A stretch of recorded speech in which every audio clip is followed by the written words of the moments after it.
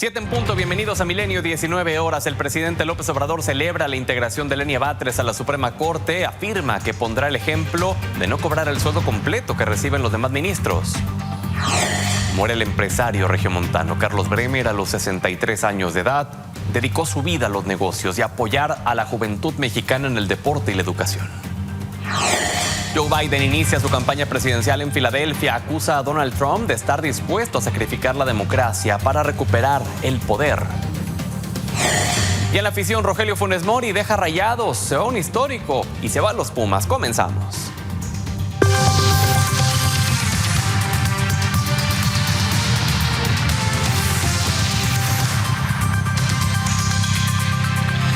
Hola, ¿qué tal? Gracias por brindarnos el honor de su sintonía. Vamos con la información de este viernes. Celebro que ya se haya integrado Lenia Batres a la Suprema Corte. Pues es una mujer con principios, con ideales de lucha, incorruptible, verdadera defensora de la justicia. Leí por ahí que ya le llaman la ministra del pueblo.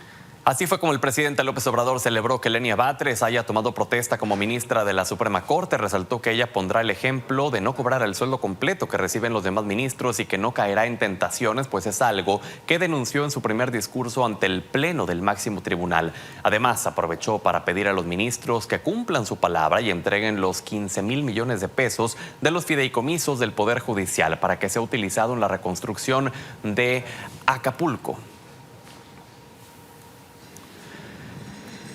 Esto referente al tema de Lenia Batres, que por supuesto ya distintos agrupamientos como la Barra Mexicana de Abogados le han pedido que se conduzca anteponiendo primero el respeto a la Constitución mexicana. Vamos a ver lo que ocurrió en las precampañas presidenciales el día de hoy.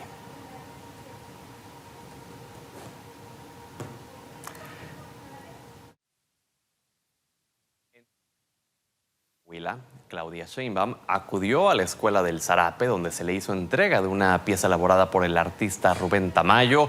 Ahí habló sobre los recorridos que tendrá en la región sureste. Dijo que buscará dar a conocer las diferentes actividades económicas que representan a cada entidad y los planes de desarrollo. Además, afirmó que en los últimos años México se ha posicionado a nivel internacional y que existe una admiración en el modelo económico impulsado por el presidente López Obrador. Por su parte, Xóchitl Gálvez tuvo actividades privadas, pero en redes sociales la precandidata lanzó un video donde reclamó la ola de violencia ocurrida en las últimas 24 horas en Morelos con el asesinato del regidor de Cuautla, Giovanni Lezama, así como en Tabasco. También lamentó que el crimen esté golpeando el bolsillo de la gente en el Estado de México ante el aumento en la venta de pollo debido a las extorsiones a los productores y dijo que México se merece un gobierno que tome las riendas y no evada su responsabilidad. Por cierto, estamos a un día de que se llegue la fecha límite para que los aspirantes a una candidatura presidencial independiente entreguen las firmas que les permita aparecer en la boleta. Todo apunta a que Eduardo Verástegui quedará fuera de la contienda.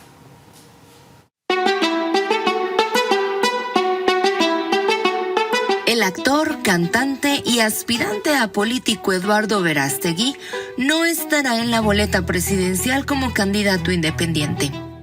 De acuerdo con el último reporte del INE, al ultraconservador le faltan más de 800,000 firmas por recabar, pues apenas registró el pasado 1 de enero el 14.47% de las 961,405 rúbricas que debe reunir. ¿Pero cuáles son los talentos de Verástegui? El aspirante a la presidencia se dice cantante. En sus inicios, también fue actor. Te voy a decir la verdad. El terco te puso una pastilla en tu bebida. Y todos los días habla con la Virgen. Ave Maria, gratia plena, Dominus tecum, benedicta tui mulieribus et benedictus fructus ventris tui, Iesus. Además, está en contra de las libertades de las mujeres, como decidir sobre su cuerpo. Y yo no estoy aquí para juzgarte, ni mucho menos. juzgar tu interior, solamente Dios.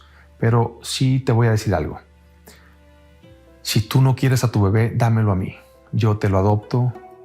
Y en su versión más ultraconservadora, hasta ha desatado polémicas por amenazar con el uso de armas a quienes hablen del cambio climático y de la perspectiva de género.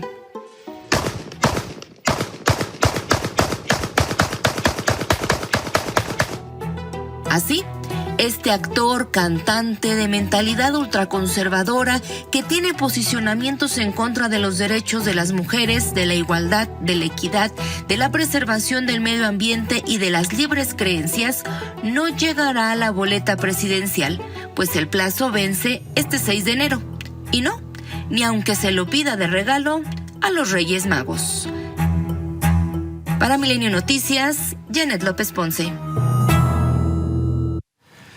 Y le agradezco a Tatiana Cloutier, coordinadora de voceros en la pre-campaña de Claudia Sheinbaum y exsecretaria de Economía, que esté con nosotros aquí en el estudio. Siempre es un honor recibirla. Al contrario, muy contenta de estar aquí y poder platicar un rato.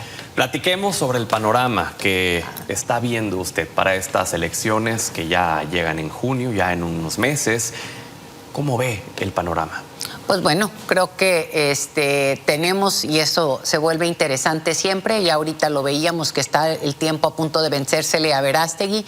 Será una lástima que no lo tengamos en la contienda, porque pues esto dejará al final de cuentas la posibilidad de dos mujeres y no sabemos a quién pondrá Movimiento Ciudadano en unos días más. Estaremos viendo qué cambio, qué giro puede generar esto.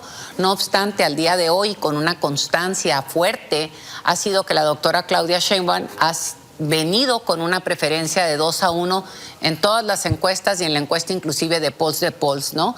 Entonces quiere decir esto que hay una consolidación al proyecto del presidente Andrés Manuel en términos de aprobación del mismo y por otro lado de la entrada de querer con la continuación de lo bueno que ha hecho el presidente con los giros que se tengan que dar para seguir avanzando con la consolidación de Claudia. Una contienda que, si bien en términos de meses tiene un periodo, pues esto ya lleva desde mucho antes. En un periodo corto legalmente, pero eterno sí, en términos. Sí. Es que ese es el punto, que la percepción es que se ha vuelto aburrido, incluso porque es lo mismo desde hace ya muchísimo tiempo. Y al final, aunque incursionaron nuevos personajes, como en su momento Samuel García y Eduardo Verástegui, terminamos en lo mismo. Sí es lo mismo y no es lo mismo, ¿no? Vamos a ponerlo de esta manera. Yo creo que abre esto la puerta a otra cosa. La ley electoral requiere ser modificada. Sin duda. Esto es una realidad porque todavía viene algo peor. Viene el tema o el tiempo de la veda electoral, que creo que es el descanso para que quienes hoy nos ven y nos escuchan digan, vamos a descansar un ratito de estos, ¿no? Pero no, yo creo que sí requiere esto, adecuar la ley electoral, hacer más cortos los tiempos en términos de la simulación, vamos a ponerlo así, porque no puedes tener una veda electoral, porque hay que decir, bueno, se empieza cuando se empieza y se puede continuar, no hay necesidad de hacer todos estos ajustes o no puedes hacer eventos, es ridículo. A veces tienes los anuncios en los medios de comunicación, en la radio, donde dicen este anuncio está dirigido solamente para los simpatizantes. Sí, ¿no? Sí me explico. Entonces ese tipo de simulaciones tienen que acabarse. Creo que tenemos que ser más abiertos y entender el nuevo tiempo. Y el nuevo tiempo tienes redes sociales, tienes una dinámica distinta de comunicación y hay que atender esto en la ley electoral. Pero aunque se modifique la ley electoral, ¿no encontrarán siempre los partidos una manera de evadirlo, de sacarle a la vuelta a su conveniencia? Híjole, vamos a decirlo así, dado que en el tema, voy a ponerlo otra vez y me voy a referir a las redes sociales, hay una puerta muy amplia y es poco claro que sí se permite y que no. Creo que esa es una puerta como giratoria para meterte y avanzar o no en lo que quieres hacer. Pero yo creo que aquí la parte importante es cómo lograr realmente cautivar a quienes son el INE, nomás no estamos diciendo por A o por B, pero a quienes son los electores primarios o por los que van a hacerlo por la primera ocasión y al resto para que realmente vayan a ejercer su derecho. Y por otro lado, creo que esa es la parte más importante, a que podamos, desde los espacios políticos que existen o con todas las opciones que se tienen, se entienda por qué elegir y por qué elegir a A, B o a C, por qué hace cada quien y no meter a todos en un paquete. Y yo creo que eso es lo importante que se tiene que generar desde todos los espacios públicos y desde todas las opciones electorales. ¿Cómo ve usted el tema de Movimiento Ciudadano? ¿Ve realmente algún perfil que pudiera llegar a representar una amenaza? Bueno, a ver, ¿una amenaza para quién? Para Claudia Sheinbaum.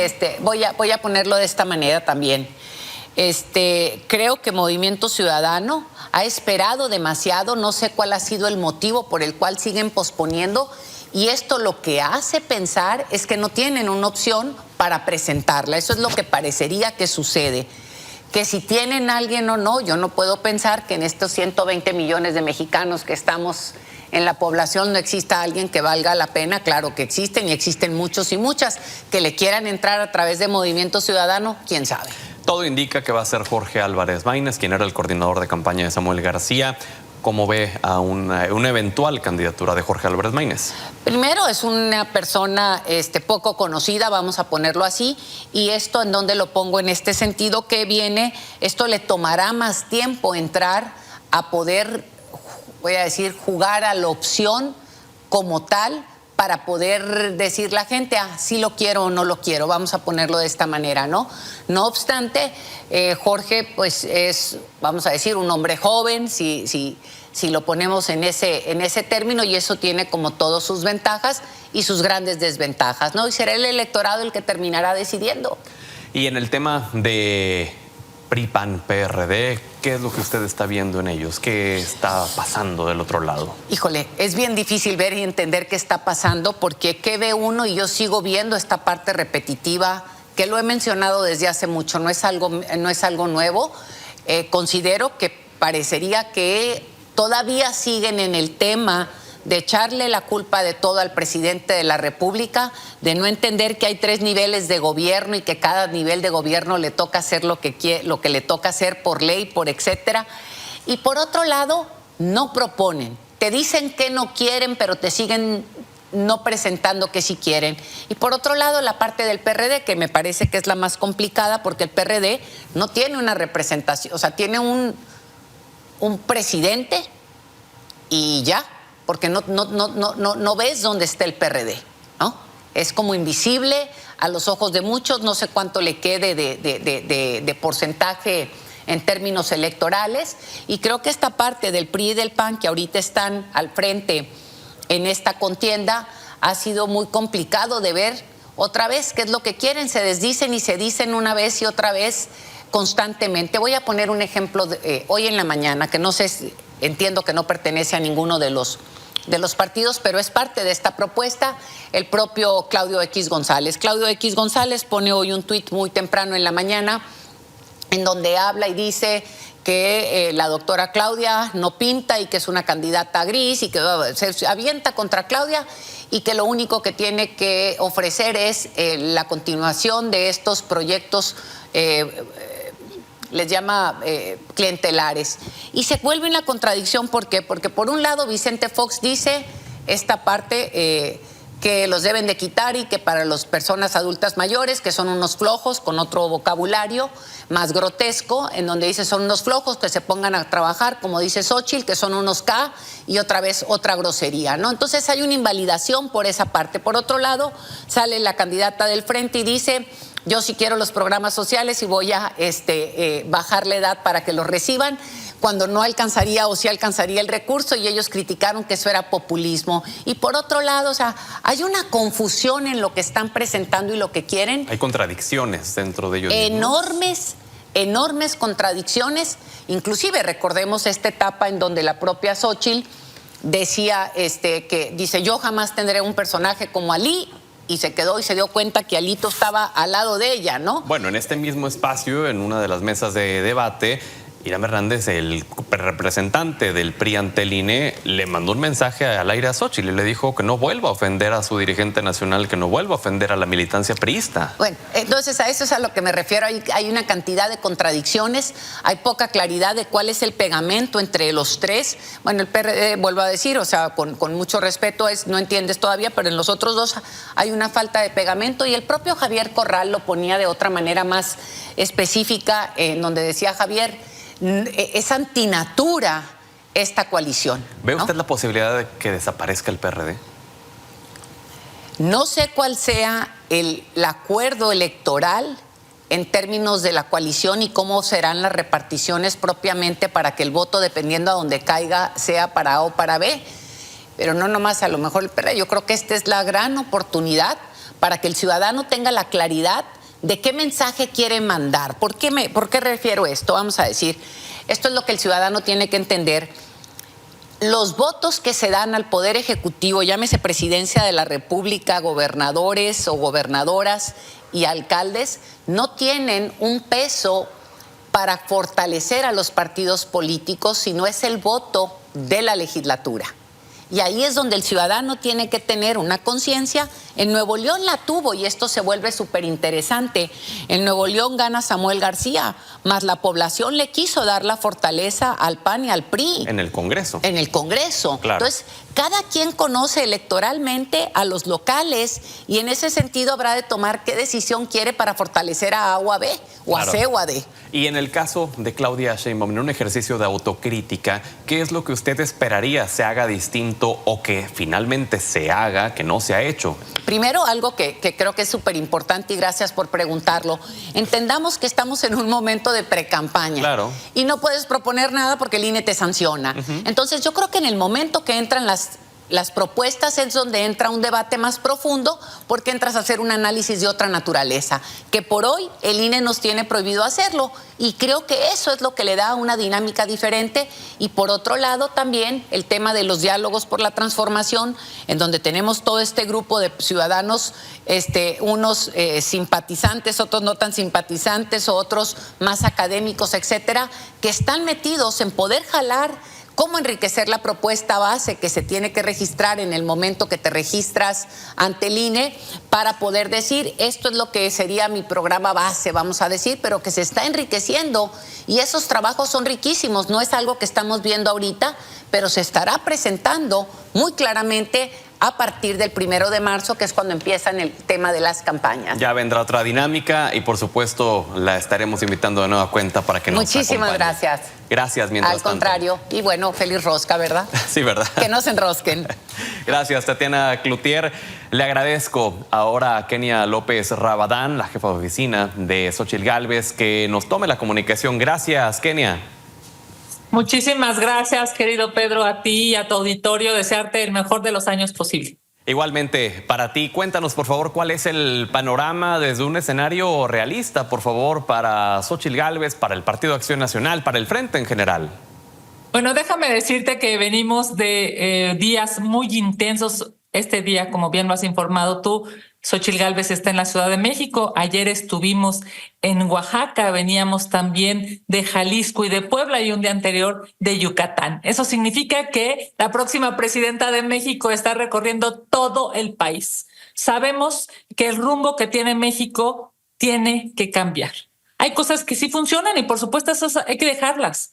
Que no haya duda, los programas sociales van a continuar, pero se necesita más. Se necesita que haya salud, se necesita que haya escuelas de calidad, se necesita que tus hijos puedan ir a una escuela y después salir y tener un buen trabajo. Para todo eso, mi querido Pedro, es necesario que se cambie este gobierno terrible, corrupto, mortal. No puede ser posible esta cantidad de asesinatos a lo largo y ancho del país.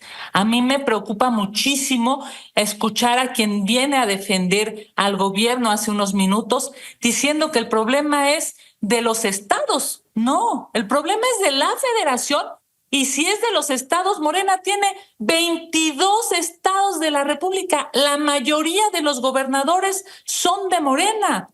Es claro, pues, que algo está haciendo muy mal el gobierno Y también es cierto que se necesita, sin lugar a dudas, que haya un referente de oposición claro, fuerte, que hoy tiene la esperanza en sus manos, y ella es Xóchitl Gálvez. Decía Tatiana Cloutier hace algunos minutos en esta mesa que ve pura contradicción por parte del Frente, del PRI, PAN, del PRD, que se contradicen entre ustedes mismos.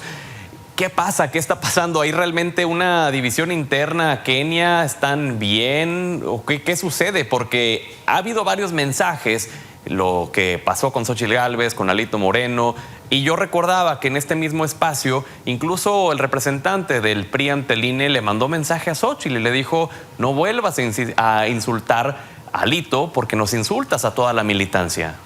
A ver, Pedro, la verdad es que aquí somos 3 partidos y la sociedad. Es un movimiento totalmente plural de panistas, priistas, perredistas, por supuesto esa maravillosa marea rosa que ha acudido a los centros de las ciudades a decir: quiero que se respete el INE, quiero que se respete la ley, quiero que se defienda la Corte. Y en esta pluralidad, pues por supuesto que hemos buscado encontrar la representación de cada visión en voz de Xóchitl Gálvez. Enfrente, pues la verdad es que no tienen nada más que una sola voz y se llama López Obrador. No hay una referencia clara de lo que dice la señora Sheinbaum. ¿Por qué? Porque calladita se ve más bonita, es una cosa impresionante, es plana en su comunicación, no dice nada, no contradice al gobierno, no dice si va a seguir abrazando a los delincuentes, no dice si va a continuar este segundo piso de la transformación con el doble de asesinatos. En este gobierno, solo en este gobierno de López Obrador, Pedro, hay 170,000 personas asesinadas más 48,000 desaparecidas. Es un país ensangrentado y bueno, pues de eso la señora Sheinbaum no habla. Por supuesto está la otra visión, y es la visión de nosotros, es la visión de Xóchitl Gálvez, que claramente ha dicho que quiere. ¿Y qué quiere? Seguridad, medicinas, transporte de calidad y por supuesto que los mexicanos puedan ser prósperos. Kenia, mencionaba usted un tema muy importante, el tema de la pluralidad. Dentro de esa pluralidad hay también diferentes pensamientos entre los partidos políticos. Habrá la oportunidad ya en su momento de hablar del tema de propuestas. Y será muy interesante escuchar la postura que tendrá, por ejemplo, Xóchitl Gálvez en temas como el aborto, en donde tenemos panistas, como la gobernadora de Aguascalientes, que se oponen al tema del aborto, y tenemos partidos como el PRI que están a favor del mismo. Entonces, ¿no será esto una contradicción ya a la hora de la hora? Para nada. A ver, aquí nosotros estamos absolutamente convencidos que México tiene prioridades muy claras. Si tú levantas una encuesta en cualquier parte del país, la prioridad número 1, Pedro, es la inseguridad brutal que se está viviendo. Es claro que se necesita una estrategia de seguridad y más allá de pelearnos por algunos puntos sobre las IES, lo importante es cómo vamos a rescatar a México de este populismo que hoy tiene, por cierto, a una ministra a modo. Es la primera vez en la historia de este país que el presidente de la República llega a tal cinismo. Puso a su propia ministra y todavía se atreve a decirle ministra del pueblo. Claro que no, es la ministra del dedazo. Es obvio que el presidente de la República vive en un palacio, vive alejado de la realidad, no se sube al metro todos los días, no arriesga su vida, no tiene que entregar un celular y guardarse el otro cuando se meten a asaltar a un camión. Eso no lo vive ya el presidente de la República y bueno, pues por supuesto no sabe lo que está pasando en términos reales para cada mexicano y cada mexicana. Nosotros estamos convencidos que este país necesita más, que las mujeres y los hombres en México necesitan más. Qué bien que están los programas sociales, pero se necesita más para poder ser próspero y ser felices. El nivel de inseguridad brutal que se está viviendo en México se tiene que, por supuesto, disminuir y en lo posible generar que cualquier persona que salga de su casa pueda regresar sana y salva. Hoy, lamentablemente, eso no sucede. En el caso de Movimiento Ciudadano, Kenia, ¿ve usted algún perfil que pudiera representar una amenaza para ustedes, para el frente? No, a ver, esto es muy claro. O sea, hoy no hay una tercera vía. Hay solamente la posibilidad de dos visiones. Los mexicanos o quieren continuar con este gobierno corrupto, este gobierno de la casa gris, este gobierno de las obras que no están funcionando y que además cuestan carísimas, o quiere la visión del frente de oposición, este frente del PAN, PRI, PRD y Ciudadanía, millones de mexicanos que quieren seguridad, que quieren prosperidad, que quieren hospitales, medicinas, que quieren, por supuesto, que su familia pueda salir adelante. Solamente hay dos visiones y claramente en este proceso de 2024 no hay espacio para MC, no hay espacio para alguien más. México está claramente dividido y, por cierto, está dividido desde Palacio Nacional por el presidente de la República. Hoy lo que necesitamos es una presidenta, es Xóchitl Gálvez, que pueda encontrar esa posibilidad desde la administración pública, ese uso de los impuestos para que todos los mexicanos puedan vivir mejor y ser felices. No se trata de decisiones, sino de uniones. Sí, ¿no les terminaría pasando lo que sucedió en su momento con Samuel García ahora que se defina la candidatura de Movimiento Ciudadano, en donde los escuchábamos decir también que solo había dos vías, que era el oficialismo o la oposición, pero al final terminó haciendo búnker prácticamente en Nuevo León Alejandro Moreno Cárdenas, incluso intervino Marco Cortés y terminaron bajando a Samuel García? ¿No temen volver a menospreciar a Movimiento Ciudadano?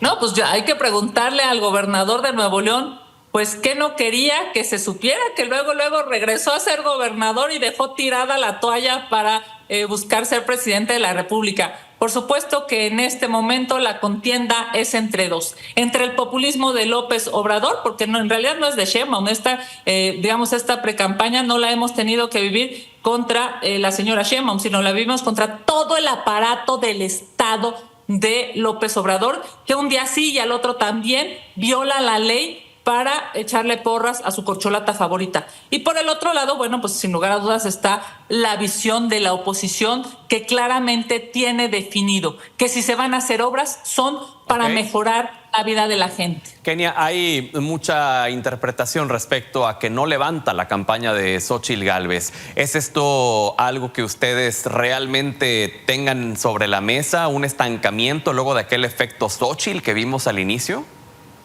Bueno, a ver, nosotros estamos en una precampaña. Esto no ha iniciado. En términos futbolísticos, por cierto, bienvenido a Funes Mori a los Pumas. Acabas de dar la noticia. Pero si esto fuera un tema de fútbol, el partido no ha empezado. Estamos en una precampaña, hablándole a los panistas, priistas, perredistas y simpatizantes. Después tendrá una etapa de intercampaña y la campaña formal y real para todos los mexicanos, por supuesto, no ha empezado, y en esa claramente vamos a poder hacer propuestas, demostrarles cómo sí Xóchitl Gálvez tiene la forma clara y estratégica de generarles seguridad a los mexicanos y cómo Morena no puede hacerlo porque simple y sencillamente han sido el gobierno más mortal e inseguro en la historia de este país. Pues Kenia, le agradezco que nos haya regalado su valioso tiempo y mantengamos la comunicación, por favor.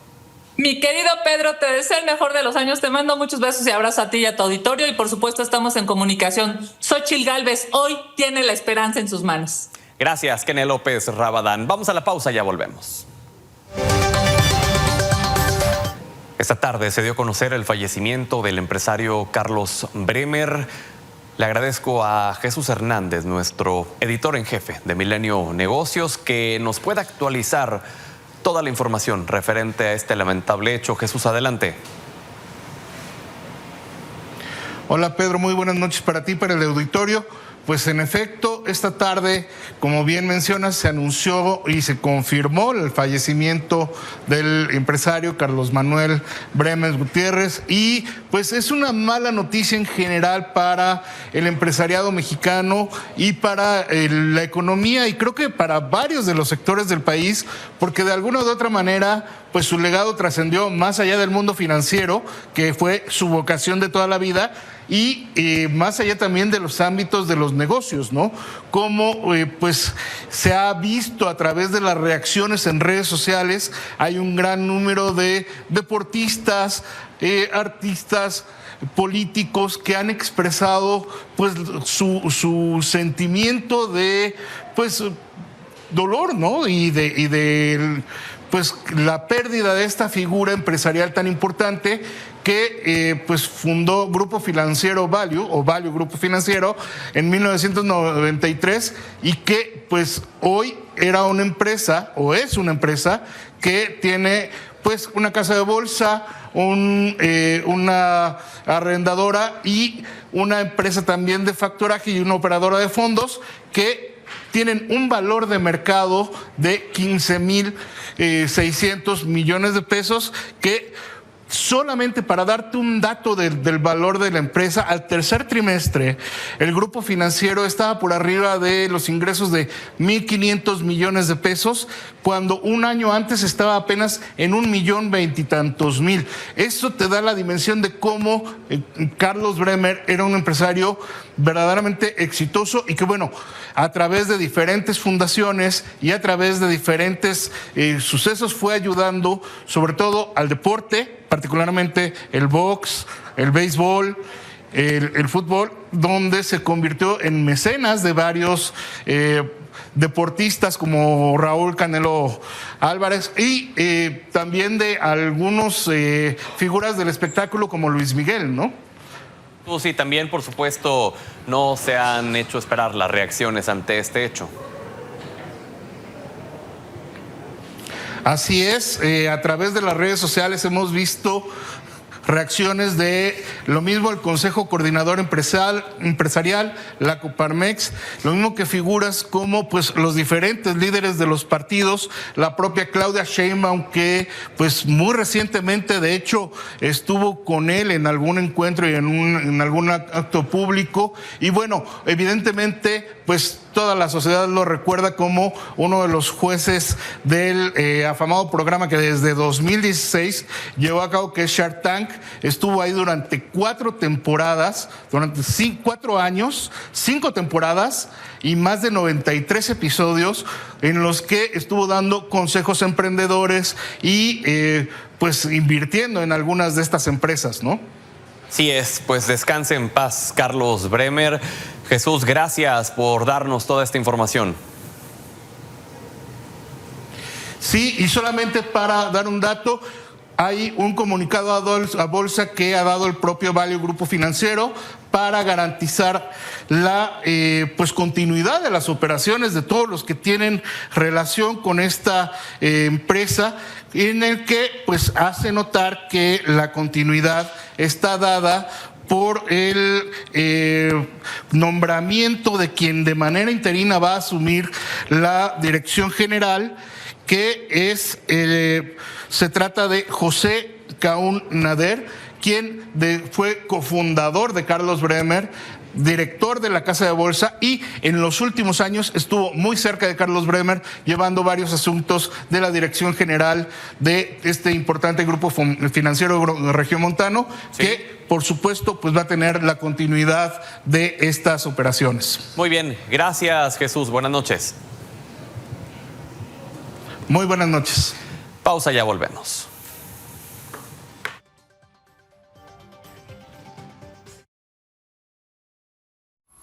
Vamos a la información internacional. Un día antes del tercer aniversario del asalto al Capitolio, el presidente estadounidense Joe Biden inició formalmente su campaña presidencial en Filadelfia, donde envió un duro mensaje contra Donald Trump y sus simpatizantes al señalar que buscan utilizar la violencia política para lograr sus fines electorales. Dijo que Trump está dispuesto a sacrificar la democracia para recuperar el poder y que solo abraza la vieja política. También aprovechó para acusarlo de utilizar la retórica de la Alemania nazi. He talks about the blood of America as being poisoned, echoing the same exact language used in Nazi Germany. As we begin this election year, we must be clear. Democracy is on the ballot. Your freedom is on the ballot. Will not let Donald Trump and the MAGA Republicans force us to walk away now. You can't love your country only when you win. Le agradezco a Eric Fernández, profesor e investigador de la Universidad Iberoamericana, que nos regale su valioso tiempo. Eric. ¿Qué tal, Pedro? Muy buenas noches. Sin duda, pues ya el banderazo de salida de esta campaña electoral del presidente de los Estados Unidos, hoy también ya candidato casi por el Partido Republicano. Pues nada más faltan por ahí las particularidades propias de la elección a través de las convenciones, en este caso del Partido Demócrata, que sin duda abanderará, si no pasa algo distinto, al presidente Joe Biden, y pues ponerlo ya de cara al proceso electoral en noviembre de este año. ¿Cuál es el panorama realista, Eric, que enfrenta a Joe Biden de cara a esta elección? Sin duda, pues es una percepción interesante dentro de la opinión pública de los Estados Unidos, y es que la mayoría de los posibles votantes no quieren realmente una elección de segundo capítulo o de segunda vuelta entre Trump y finalmente Biden. Y esto pues nos llama poderosamente la atención porque los argumentos que se dan pues son variopintos, que van desde la edad de Biden, que sin duda pues ha ido en contra de esta percepción. Por otro lado, el manejo irregular de la economía de los Estados Unidos y elementos que no aparecen como las prioridades en una intención de voto en el caso de Biden, que son dos asuntos de política internacional que están todavía hoy por hoy siendo decisivos en el entorno global, como el apoyo a Ucrania en esta pues guerra ya prolongada que se avisora todavía con Rusia. Por otro lado, pues la participación directa de apoyo con Israel, frente a Hamas allá en aquella región de Palestina.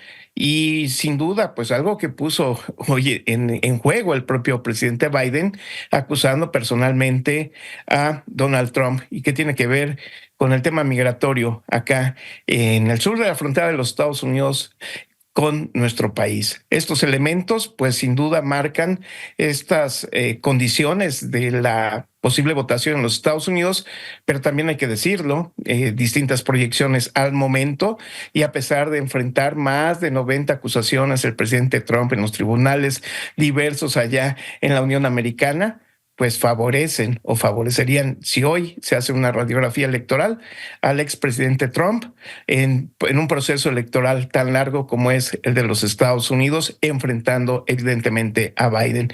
Y al momento, pues no aparece pues ningún candidato o posible candidato dentro del Partido Demócrata que pudiera finalmente ser quien renueve pues esta candidatura del partido en el poder al momento en la rama ejecutiva de los Estados Unidos. Claro. Oye, Eric, y luego del suceso que pasó cuando Donald Trump ganó la presidencia de Estados Unidos, en donde las encuestas prácticamente pues no le atinaron, no fueron tan certeras, ¿cómo debemos interpretar este momentum en donde las encuestas dicen hoy en día Donald Trump va arriba de Joe Biden?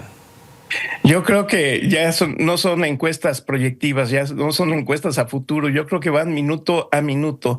Incluso el día de la votación en la cual ganó el entonces candidato Trump frente a la candidata demócrata Hillary Clinton, pues parecía todavía al inicio de esa mañana que Trump iba a perder terriblemente, y quizá pues de una forma intempestiva dentro del este, una parte más o menos del centro y el oeste norteamericano, pero nunca ningún especialista en encuestas hubiera imaginado que esa noche del triunfo de Trump fuera tan relevante, pues el desconocimiento de la opinión pública transformada en electorado.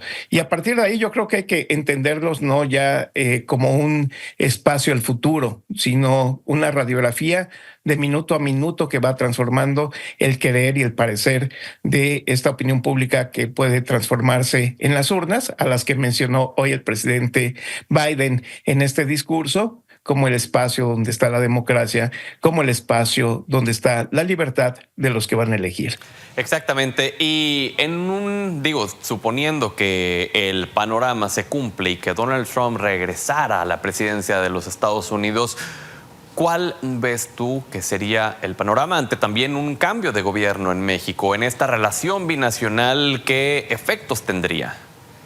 Sin duda, el tema central estaría marcado por esta virulencia una vez más en el plano discursivo del tema de la migración, del tema de la seguridad binacional, en el cual, pues bueno, parece que no existe ninguna fórmula ni republicana, ni demócrata, ni aquí en nuestro país para encontrar una solución definitiva a este asunto que sin duda está marcando, al menos allá en los Estados Unidos, un tema de preocupación en el Congreso, un tema de preocupación en los centros y en los cuartos electorales de guerra entre los republicanos y los demócratas. Parece que no hay un posicionamiento contundente de cara al campo electoral. En el campo de la negociación política, ya con gobiernos establecidos, pues estará ahí presente, pero sin duda se convertirá todavía en un asunto más importante en los Estados Unidos que aquí en nuestro país, donde se valoran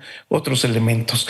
Pero sí, esta sintonía y esta sincronía que tendremos en el proceso electoral entre Estados Unidos y México, con algunos meses de diferencia, además de una cantidad impresionante de procesos electorales en otras partes del mundo que se inauguran en las próximas semanas aquí en Centroamérica, en el caso de El Salvador, y que continuarán en otras regiones del planeta, pues nos habla de un cambio importante en materia electoral en todo el planeta, sí. Y que sin duda las elecciones allá en Washington son las que marcarán pues una tendencia importante para revisar. Será un año importantísimo para la geopolítica.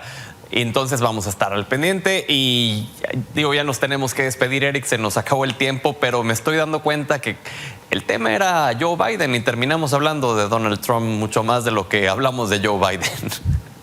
Pequeño problema para los demócratas al momento. Muchas gracias, Pedro. Gracias, Eric. Un gusto como siempre. Y es que esta es la tónica de lo que se va a estar viendo durante los siguientes meses en Estados Unidos, en donde hemos visto que a través de los recursos legales, judiciales principalmente, estos juicios que enfrenta a Donald Trump, se ha intentado demeritar o aplastar un poco este ímpetu de crecimiento popular que ha ido teniendo Donald Trump, que bueno, al final del día lo tiene hoy por arriba de Joe Biden en las encuestas.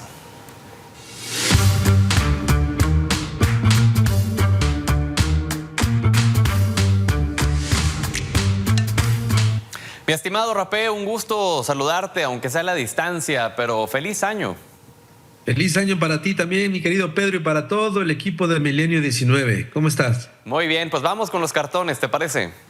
Muy bien, vamos con la venia de Cartoon Movement y de Cartooning for Peace. Ya se la saben, estos cartones bueno, pues de principios de año, de buenos deseos, de la paz mundial, que no se ve a la vuelta de la esquina, pero bueno, de esto van los cartones de la semana. Y empezamos con los queridos cartones el cartón de la querida Nardi desde Italia. Nos regala este cartón sobre el revés que sufrió Benjamín Netanyahu en la corte para que no pasara su ley esta feroz. Y así pasamos al siguiente, es exactamente el mismo tema. Amorim desde Brasil nos regala este cartón donde, bueno, se puede ver que la Suprema Corte le picó un ojo a Netanyahu. Así el que sigue también es un gran cartón de uno de los hermanos Hajjaj de los territorios palestinos. Nos podemos ver exactamente el otro tanque de guerra que fue la Suprema Corte. El siguiente cartón habla sobre un símbolo en particular. Este nuevo símbolo dice, esto no es un triángulo. El monero Afefa desde los territorios palestinos también nos regala este cartón. También el mismo monero juega con esta imagen en donde se habla de un daño al Estado de Israel por parte de este nuevo símbolo. Exactamente el mismo cartón podemos ver aquí del colega Mikhail desde Turquía con el mismo tema. Así, el siguiente, ya cambiamos de tema. ¿Te acuerdas de las listas de el financista ¿cómo se llama? Epstein. Sí. Exactamente. Bueno, pues aquí vemos un avión que está cansado. Leliev desde Australia nos regala este maravilloso cartón. Rahma desde Turquía, ¿te acuerdas lo que está pasando con Yemen? Sí, claro. Exactamente, es lo que está tratando de decir este excelente cartón. Y ya pasamos a los cartones de fin de año. El colega de Bélgica, Lecter, nos regala este cartón. Dice uno de los protagonistas, yo pensé que es una retrospectiva del año de 2023 con pura explosión. Sí, es un cartón fuerte. Y nos despedimos con este pequeño cartón, un gran cartón, un cartón que da esperanza sobre lo que está pasando en Medio Oriente Próximo. Osama Hajjaj, el otro hermano, aquí nos regala este cartón desde los territorios palestinos, mi querido Pedro. Pues mi estimado Rapé, te dejamos con el desplumado de la semana, con el primer desplumado del año. Así será, así es, mi querido Pedro. Un gran abrazo para ti, tu familia y todo el equipo. En verdad, señoras y señores, ustedes saben que me encanta compartirles este momento de privacidad del desplumado de la semana. Así que desde mi estudio hasta sus casas, el desplumado de la semana. Cuídense mucho. Nos vemos. Feliz año.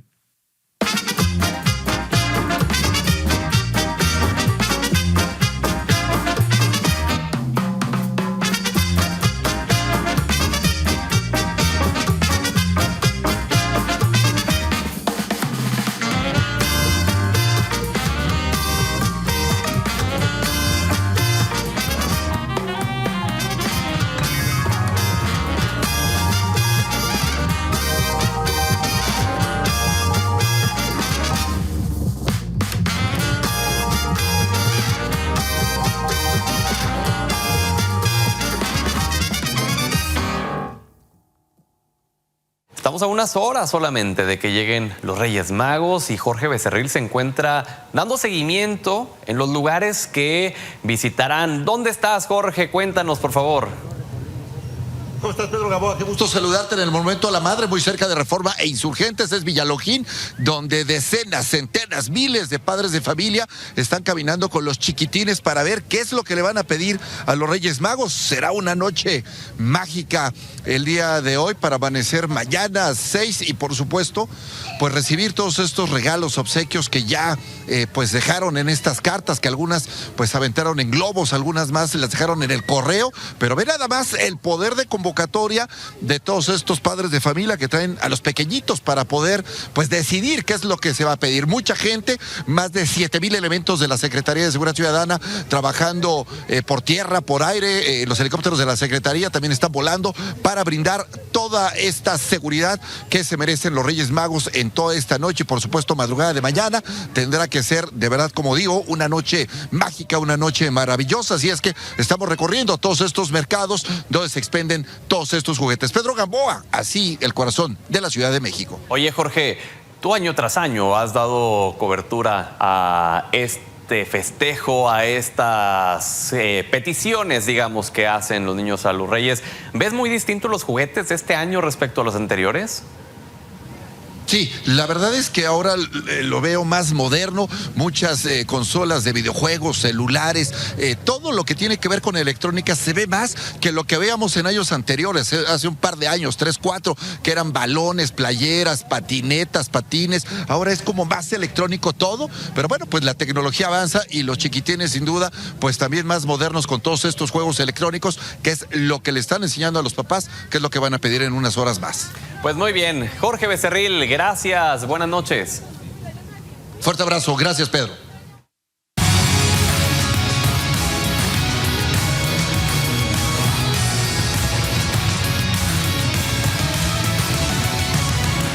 Se veía venir Minelli Ataide, se va Rogelio Funes Mori de los Rayados de Monterrey, finalmente esto ya se concreta, se va a los Pumas, pero se va un histórico del club. Sí, exactamente, Pedro, muy buena noche, con razón te veo un poco triste, sé lo que te duele la partida de Rogelio Funes Mori, efectivamente un histórico del club, ¿por qué? Porque es el máximo goleador de la institución de Rayados, 160 goles, sin duda alguna, los aficionados extrañarán a este centro delantero, Pedro, pero lo habíamos dicho también, mucho se ha hablado de renovar plantillas y bueno, ya era el momento para Rayados de Monterrey, recordemos que también con la llegada de Fernando Ortiz tuvo otras elecciones y justo ahora es que le dice adiós a Rogelio Funes Mori, quien desprecia a la Liga de Brasil porque sabíamos tenía ofertas, pero se queda en la Liga MX, se va a los Pumas, que también, bueno, recordemos que se fueron dos elementos importantes en el ataque de los Pumas, como Gabriel Fernández, y también se fue Juan Ignacio Dineno. Al final llega para reforzar Funes Mori la delantera y, bueno, un buen elemento goleador y que seguramente le aportará mucho al conjunto universitario, que también ya tiene a Guillermo Martínez, quien llega del Puebla, lo querían las Chivas, al final se queda también con Pumas, pero bueno, ahí está, Pedro, este panorama. Vamos a ver incluso rápidamente los números justamente de Rogelio Funes Mori, porque ya lo decíamos, un histórico del club, sí, 160 goles consiguió con el Monterrey, es el máximo goleador del club, tiene 328 partidos jugados con Rayados de Monterrey, 39 asistencias, 5 títulos, un título de Liga, 2 títulos de Liga de Campeones de la CONCACAF y 2 Copas MX. Así se despide Rogelio Funes Mori. Ahora veremos quién llega. Se habla mucho de Harold Preciado de Santos, ya por ahí el Tan Ortiz dice que no va por ahí, Denis Bounaga de Los Ángeles FC. Veremos quién llega en los próximos días, Pedro. Tendrá que ser alguien de un gran calibre para poder llenar este vacío que deja Rogelio Funes Mori, que si bien en las últimas temporadas no estaba rindiendo de la forma en la que lo hizo anteriormente, pero bueno, era un referente con el simple hecho de estar en la cancha. Minelli, gracias. Muy buena noche. Y gracias principalmente a usted por habernos brindado el honor de su sintonía. Que tenga un gran fin de semana, un feliz Día de Reyes. Nos vemos el lunes aquí en Milenio 19 horas. Buenas noches.